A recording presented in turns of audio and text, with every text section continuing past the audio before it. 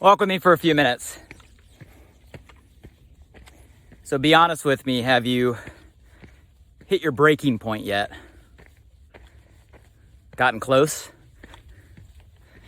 Seen anyone around you over the last few weeks or last few months hit that point? I don't blame you. I don't blame them. It's been a crazy 2020 so far. So much tension, pressure, confrontation, change. A lot of people are getting to that breaking point. Now, when I say breaking point, I know your first thought is probably when someone hits that moment, that definitive milestone where they break down, regress, fall, go backwards. And that can be a breaking point. But I also believe a breaking point can also be that definitive moment where someone breaks through the wall, breaks through the threshold, grows, rises, sets a new standard, a new baseline, goes to a new level. You see, a breaking point is one of two directions: break down or break through. And I want to talk about that moment that many of us have had in our lives. I'm sure a few of them. How many of you can think of a breaking point you've had in your life where you either broke down or you broke through? And I want to talk about that today because I think during this time especially, with so much we are being tested with, I think more people than ever are hitting these breaking points. And I want to make sure all of us have the opportunity to know that it's not just one direction. It's not just a mandatory option to break down. It is a choice to break through. And I want to talk about how we do that, and specifically three things that how we respond to are going to determine which direction you go. Beautiful day here. Sun's starting to come out. But before we get into the conversation at hand, I want to know who's out there with me, who's walking with me this morning. The only way I know you're there is if you say hello. Don't hide behind a screen. Pause what you're doing. Open up the comment. Say hello, hi, how you doing? Tell me where you're from. It's been awesome to see so many of you coming back, walking together. We got our tribe, we got our squad walking with me. If you're new to the conversation, welcome. Join us anytime. We love collaboration. This isn't one direction. Conversation means two-way. I'm going to share some thoughts, some inspired ideas, what's on my mind, what's on my heart, but I want to know what's on yours, your perspective, what you get, agree, disagree, a shift, another vantage point. Please leave a comment. I read all of them, and that adds value to me and everybody else who's walking with us today. See, we're all here. Breaking points. So I want to start with a story that'll illustrate, I think, the point a lot of us are in right now. And if we're not in, we're probably will be in sometime in the near future. How many of you have ever heard the story of Are You Darby? Give me some feedback if you've ever heard the story of Are You Darby. For those of you not familiar with the story, it's a good one. Are You Darby was someone that was born around the 1900s, or lived around the 1900s, out in Maryland. And this was the time that the Wild Wild West was going through the gold rush. And there's so much conversation of these massive gold mines being found and lives transforming, legacies transforming by digging, obviously, this precious stone out of the ground. And R.U. Darby's uncle had heard rumors of all of this happening out west, and R.U. Darby and his uncle decided this was going to be their move. They were going to pack up from Maryland, head out to Colorado, and they were going to be the ones that, struck it rich. And they did it. They made the decision. They moved out to Colorado, and, actually they ended up finding a gold vein that the more they looked into, the more they dug, the more they believed that this was going to be like the largest gold strike that anybody had found to date. Like everything they saw, everything they got back, everything they studied, they said, this is it. So all of a sudden they're like, wow, we made it. We're about to change our lives, our families' lives, our families' lives. And they rushed back to Maryland and they bought all the equipment, all the machines, everything they needed to go, mine this gold. And they returned back to Colorado and they started digging and sure enough, pulling up gold after gold. But then all of a sudden it just stopped. Like it stopped. They no longer were pulling up any gold and it made no sense. So like all their calculations, everything they thought like it should be here, and it just like vanished. And they went from, the mindset of, wow, this is our break. This is it. Our lives are changed, to after digging and digging and digging and digging and digging and coming up with nothing. Pretty soon their mindset shifted from, wow, this was their opportunity, to, man, they were foolish to think that this was their break. Who are we to think that, we're going to be the lucky ones? Who are we to think that we're going to be able to have the moment to change our family, to live wealthy? And their mindset shifted to a negative state until after long enough in that negative state, they gave up. They're like, this is stupid. We're wasting our life. We're wasting our time. Everyone around us had said we were wrong. We're right. Right? We don't deserve this. Any of these conversations sound familiar, by the way? And so they quit. And they ended up selling their equipment for pennies on the dollar to somebody else out there in Colorado. And they returned home to Maryland. And the person they sold it to was at least smart enough to go find a specialist to see if there was really anything here, and brought in a specialist. And the specialist looked and validated the same thing that R.U. Darby and his family said initially, like, this should be the largest gold vein ever discovered. But see, the specialist knew something that R.U. Darby and his family didn't know and didn't get advice from. They said, you don't understand, this area is on a fault line. And at some point in the past, the fault line had shifted, which created this gap in the gold.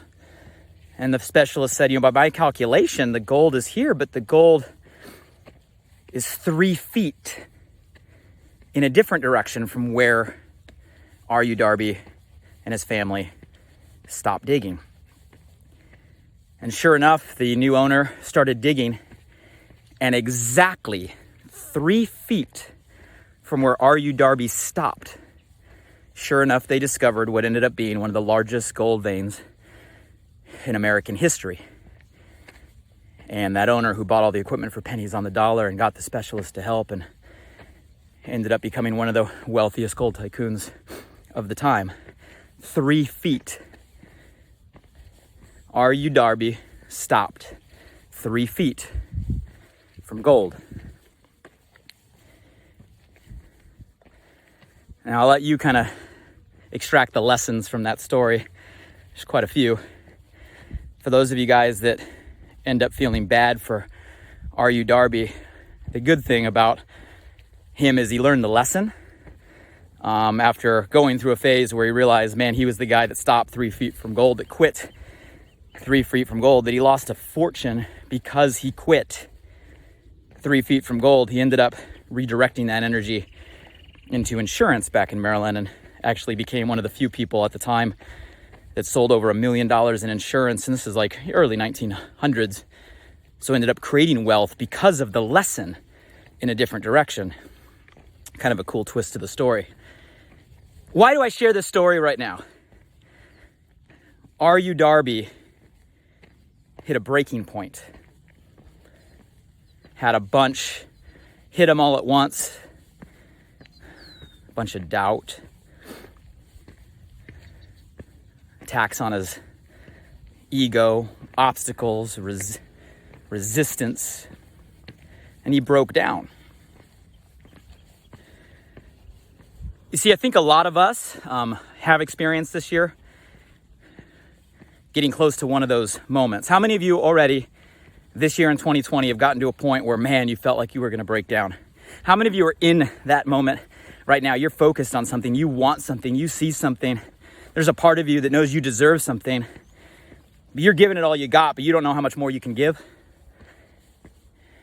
And if you haven't experienced that, I don't know, maybe you're not focused on a big enough vision, and maybe we got to reset a goal. But if you're focused and you're moving and you're going, you're going to hit these breaking points. And I see so many people that put in the effort, that set the right goal, that have the right intention, that do the work. And they do the work for a period of time. And they go and they go and they go. And when they don't strike gold day one, week one, month one, year one, or quick as they wanted or first anticipated, they get to a point where they break down. And so many people break down 3 feet from their goal right before the breakthrough moment. You guys see, when you hit a breaking point, that's the point where you decide, are you breaking down or are you breaking through? It's that last moment where you feel like everything's colliding, world is caving in, you're out of breath, you can't go any further, you've given it all you got. But it's in that moment that you decide, are you going to break down or break through? And when you push just past that moment, so often, you find 3 more feet beyond the point you feel was your last. You get your breakthrough. And so many of you right now, you might be in that moment right now with what you're focused on, what you're striving for. And I'm just here to tell you that you could be 3 feet from gold. You don't stop. You don't quit. You give it all you got. Now that's easier said than done. I'll give you 3 things to look out for when you're at your breaking point. That how we respond to these things, we all go through them. How do I know these things? Because I've been through them and met them many times. 3 things that I think are common when we're at that breaking point. The first is doubt. Doubt.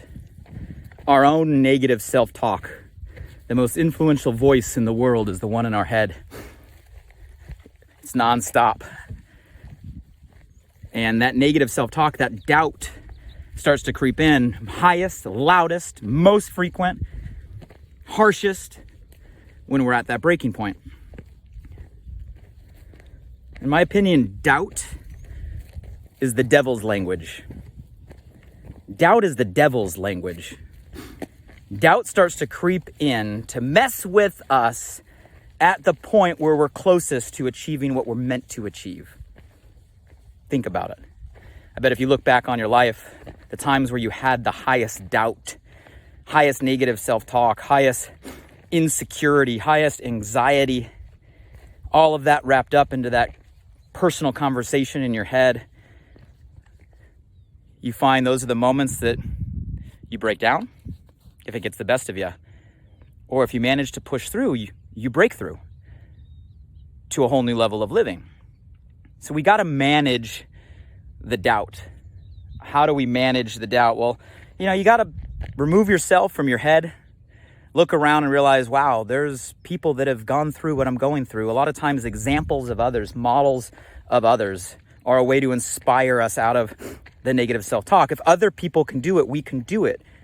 Right? If one can do it, we all can do it. If someone can do it, it is possible. Look for models that challenge us to expand our paradigm of possibility.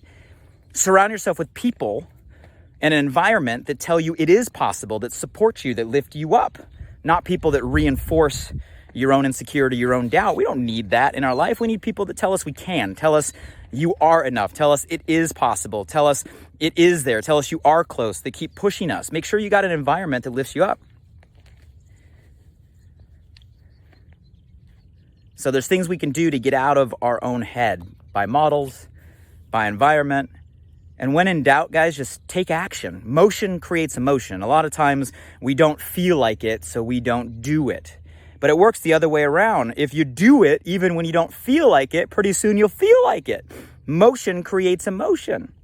Action, right, can change your state. So when in doubt, just take an action, take a step, move a step forward. Momentum creates momentum. One step leads to two, two leads to four.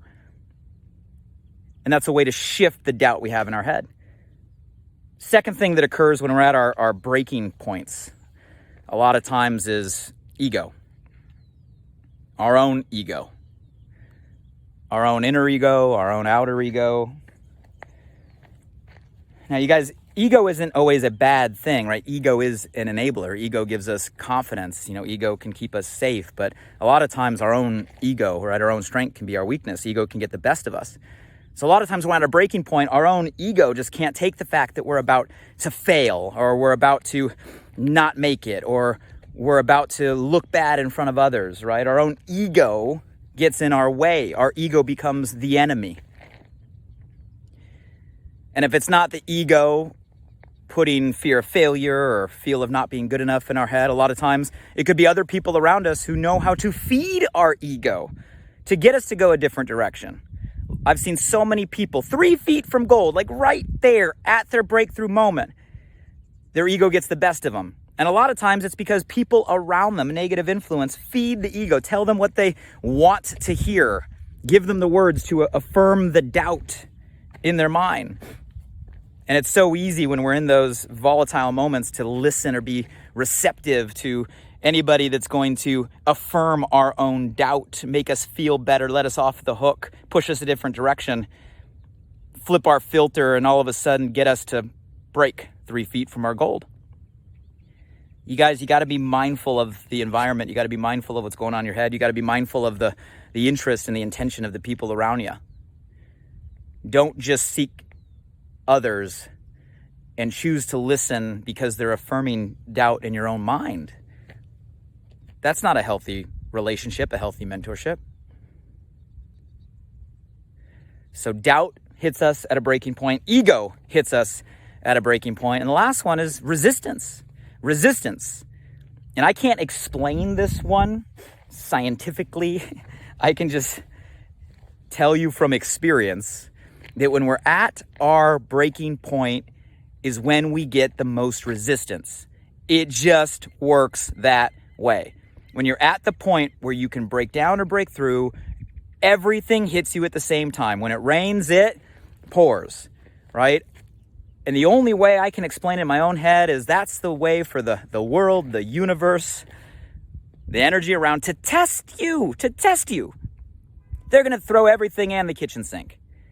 And they are going to test you to see if you're willing to do what it takes to get to the other side, to break through. And you guys, when you're in that moment and you feel like you can't go any further, you know you can go further. When you're in that moment, you feel like giving up. You got to tell yourself the world is just testing you. When you're in that moment and you feel like, man, there's no other option. You're in that moment. You're on the brink of quitting. Know that that's the moment, guys, where you push through and the world will reward you. It always will reward you for keeping resilient, keeping focused, staying the course, pushing to the next level.